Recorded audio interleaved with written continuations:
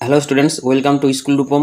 আজকের ভিডিওর আলোচ্য বিষয়বস্তু তোমাদের ভূগোলের 2, 3 ও 5 নম্বরের সম্ভাব্য গুরুত্বপূর্ণ বোর্ড প্রশ্ন।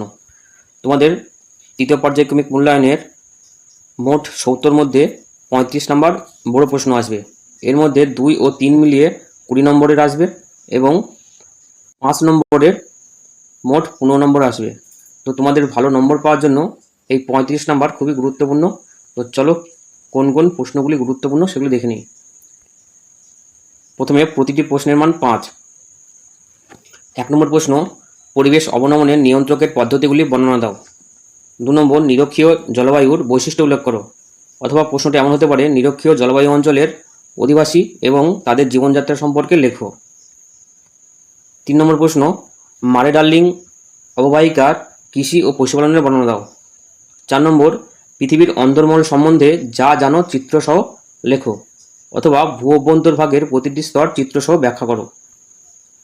5 নম্বর প্রশ্ন, পৃথিবীর বায়ুচাপ বলয় ও নিয়ত বায়ুপ্রবাহ সম্বন্ধে যা জানো লেখো। 6 নম্বর, তুন্দ্রা জলবায়ু অঞ্চলের অধিবাসীদের জীবনযাত্রা ও প্রণালী উল্লেখ করো। সাম্প্রতিককালে তাদের জীবনযাত্রায় কী কী পরিবর্তন এসেছে সেটি উল্লেখ করো।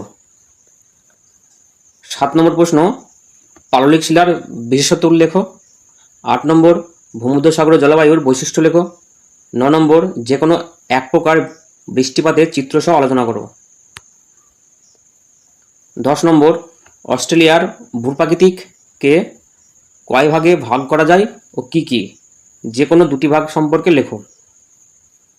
11 নম্বর, কানাডার শিল্ড অঞ্চলের শিল্পোন্নতির কারণগুলি আলোচনা করো। 12 নম্বর প্রশ্ন, উত্তর আমেরিকা মহাদেশের জলবায়ু বৈচিত্র্যের কারণ ব্যাখ্যা করো। 13 নম্বর, নিরক্ষীয় জলবায়ু অঞ্চলের জীববৈচিত্র্য বর্ণনা দাও। এর আগে নিরক্ষীয় জলবায়ু অঞ্চলের তোমাদের আর্থসামাজিক কারণ সম্পর্কে প্রশ্ন দিয়েছি, এবার জীববৈচিত্র্য। 14 নম্বর প্রশ্ন, ভূমধ্যসাগরীয় ও মৌসুমী জলবায়ুর তুলনামূলক আলোচনা করো। এটি খুবই গুরুত্বপূর্ণ প্রশ্ন তোমাদের তৃতীয় পর্যায়ক্রমিক। এই ছিল তোমাদের 5 নম্বরের সম্ভাব্য 14টি বড় প্রশ্ন। এবারে 2 ও 3 নম্বরের সম্ভাব্য প্রশ্নগুলি কি কি দেখে নিই। 1 নম্বর, মেলানেশিয়া নামকরণের কারণ কি। 2 নম্বর, কোরিওলিস বল কি। 3 নম্বর, সেলভা কি।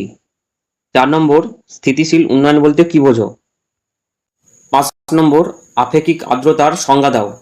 6 নম্বর, যে কোনো 3টি উন্নয়ন পরিকল্পনা ও পরিবেশের উপর তাদের প্রভাব সম্পর্কে আলোচনা করো। 7 নম্বর, মৌসুমী জলবায়ু অঞ্চলের মানুষের আর্থসামাজিক পরিবেশ ও জীবনযাত্রা সম্পর্কে যা জানো লেখো। 8 নম্বর, ভূমধ্যসাগরীয় জলবায়ু ও মৌসুমী জলবায়ুর মধ্যে 3টি পার্থক্য লেখো। 9 নম্বর, অস্ট্রেলিয়ার কার্পেন্টারিয়া নিম্ন সমভূমিতে আর্টেজীয় কূপ গড়ে উঠেছে কেন। 10 নম্বর, টিকা লেখো বৃষ্টিছায়া অঞ্চল। 11 নম্বর, ঘূর্ণবাত ও প্রতীপ ঘূর্ণবাতের মধ্যে 3টি পার্থক্য লেখো। 12 নম্বর, মৌসুমী বায়ুকে সমুদ্রবায়ু ও স্থলবায়ুর বৃহৎ সংস্করণ বলা হয় কেন। 13 নম্বর, সার্ক কি। 14 নম্বর, আয়ন বায়ুকে বাণিজ্য বায়ু বলা হয় কেন। 15 নম্বর, আর্টেজীয় কূপের উৎপত্তি ব্যাখ্যা করো। 16 নম্বর, পরিবেশের অবনমন বলতে কি বোঝো। 18 নম্বর, অ্যানাবেটিক বায়ু ও ক্যাটাবেটিক বায়ু কাকে বলে। এখানে একটি প্রশ্ন নাম্বারিং একটু ভুল হয়েছে, এখানে 16 পরে এটা 17 হবে, এখানে 18 হয়েছে। 19 নম্বর, হ্রদ অঞ্চলে শিল্পোন্নতির কারণগুলি উল্লেখ করো।